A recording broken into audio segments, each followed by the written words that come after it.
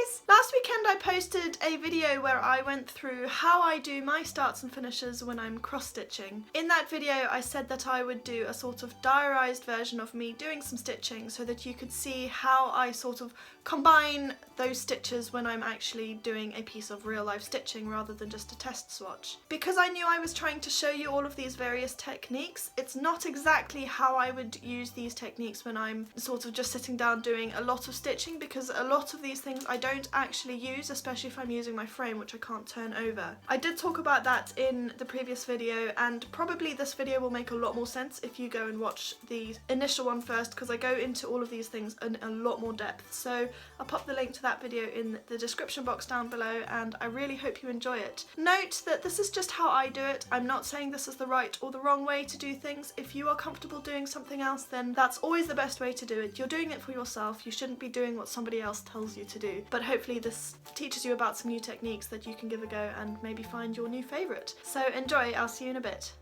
I tried to do my starts and finishes in the same order as the original video.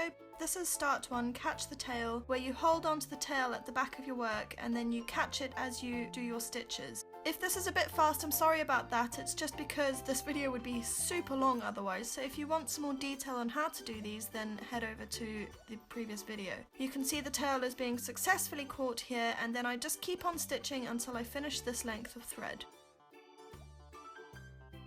I finished this length of thread and now I'm going to do finish one weaving in. So I just turn my piece over and then I gradually weave my needle underneath the existing stitches, and the tail will be caught under there. I tend to be quite paranoid, so I weave in under a lot of stitches. I think you could probably get away with doing 3 or 4, but I have had instances in the past where the thread has come out and my stitching's unraveled, which wasn't great. I don't tend to use this method when I'm actually stitching on my frame because I can't turn my frame over. The next method is the loop method. I didn't show this bit very well in the original video, so I've got one length of thread here and I've taken the 2 ends of it and I'm going to put those through my needle so that there's a loop formed at the end of the thread. So there's the loop. And now I'm going to go in from the front of my work. When I come back up through the other side of this half stitch, I'm going to thread the needle through that loop and then go back into that original hole, which brings the sort of looped bit in, and you can see it disappear through the Aida, and there we go, we're ready to just carry on stitching. This is by far and away my favourite type of method of starting, but you can only do it when you have an even number of threads on your in your stitches. Okay, I've blasted through and now I'm going to do the trailing tail as a finish. So basically you can see me sort of deciding where to go here, and I eventually decided to put my trailing tail outside of the unicorn shape. This would give me a better chance of that tail being caught as I stitch over it. You won't see me stitch over that for a while, so we'll do start 4, the pin stitch. This is not very well shown here. I did it really in depth on the original video, so go over there, but basically I'm gonna just hold the tail at the back there and then do my pin stitch into that place where my full cross stitch is going to go. The pin stitch is the one that I tend to use if I've got an uneven number of threads, because it's just easy to do if you can only see the front of your work. When it's a small piece like this, it doesn't matter so much because you can just turn it over easily, but if you think about, for example, my leopard, it's on a large frame and I don't find it easy to turn over. I tend to prefer this method because I don't have to turn it over.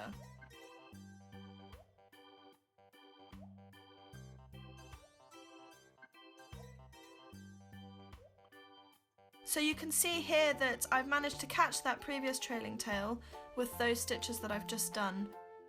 I'm going to do another trailing tail now, but this one's gone right across the unicorn body, and I'm going to catch that as I fill in the outline. You can do the waist tail when you start as well, so I've gone in from the front. Again, this is one that I do tend to use a lot when I'm stitching on something I can't turn around a lot.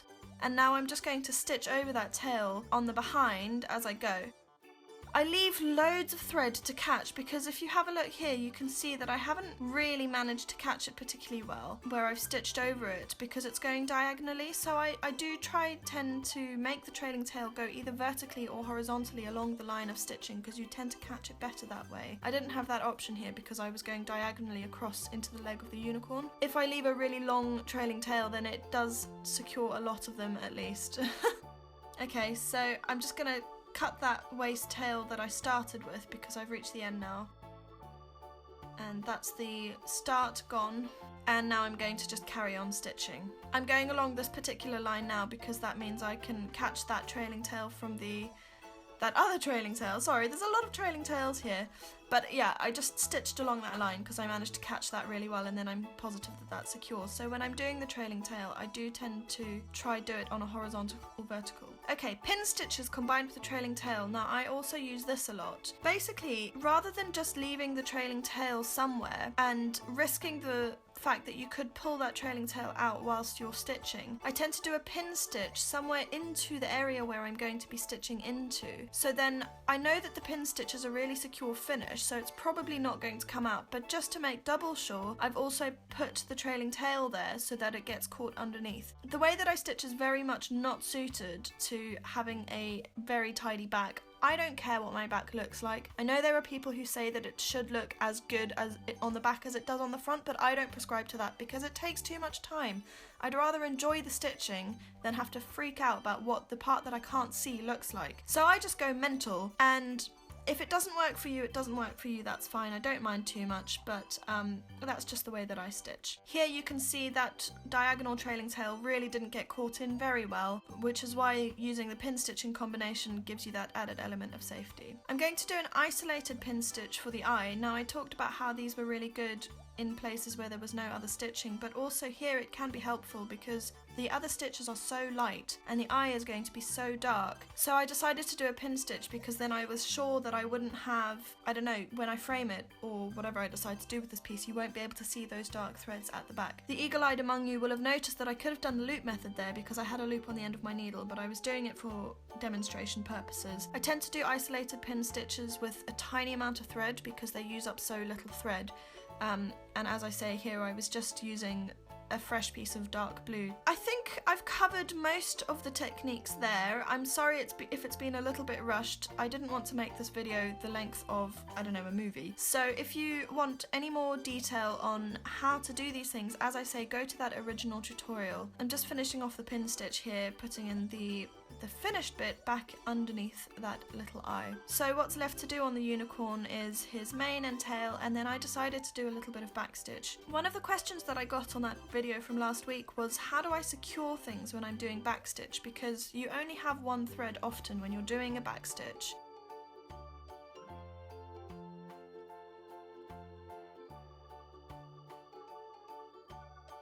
Here's the unicorn fully cross-stitched and ready for some backstitch. So there's no backstitch in the pattern, I just decided to do this. And the first method that I decided to have a go with was weaving in. I borrow one of my methods for knitting when I do this. So I don't weave in towards where my stitch is going to start. I do sort of two weaving in motions. So here I'm weaving in underneath the stitches away from where I'm intending my first stitch to start. I reach the end of that weaving in away from where I'm going to start my stitch, and then I skip the last one that I wove under and I go back underneath the stitches that I've just woven under. The reason you have to skip that last stitch is because if you weave back down that way and you don't skip the first stitch, you're just undoing what you've just done. I find that this tends to give me a much more secure backstitch because you've sort of hedged your bets by doing it twice and now you're good to go. However, just don't pull too hard because it is very easy to undo your backstitch once you've done it. To finish, I just normally weave in, or I do sometimes do a pin stitch. I'll show you that in a moment. Okay, we're going to go again. So now I'm going to weave in under the stitches away from where I'm intending to start.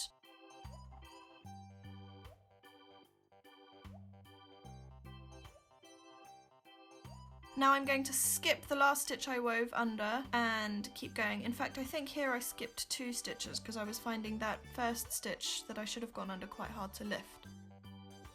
And then I'll weave in when I finish at the end as well. And I don't do the double weaving in when I've finished with a back stitch. I don't know why, probably because I'm not as aware that it's going to be difficult to make sure it stays. Okay, I also use the pin stitch when I'm back stitching because it's so secure. So I'll do a pin stitch underneath a pre-existing stitch. It is quite tricky and it just takes practice. So I'm going to hold the end there,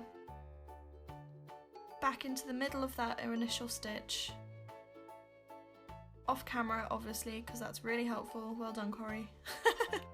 and then I'm just going to complete my pin stitch. And the pin stitch is so secure that I don't worry about anything else, I just carry on with my back stitch. And then I reach the end and I'm going to do a pin stitch underneath my final back stitch as well. I find when I do this that it does help to do it under the same colour, because although the pin stitch is pretty much invisible, I do get quite paranoid and I like to try hide it as much as possible. To be quite honest, nobody will ever look at your finished piece that hard that they'll actually see these sort of very, very slightly visible things on the front. It's just because you know that they're there, you know, you can decide to mitigate them however you wish to.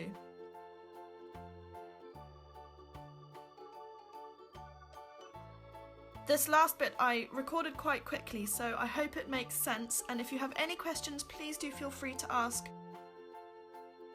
I didn't film the rest of my stitching because this guy took a long time, but there he is, completely backstitched. So there we go, that's it. Just before I go, I just wanted to say a massive, oh my goodness, thank you ever so much. I hit 1,000 subscribers last weekend. I don't know, I've been sort of watching my count go up on a weekly basis, being like, oh my god, so many people actually want to listen to me talk about craft. So thank you all so much. I'm going to be doing a giveaway at some point soon, but I can't promise when that'll be. I'm super busy at work, so just, yeah, watch the space. Bye!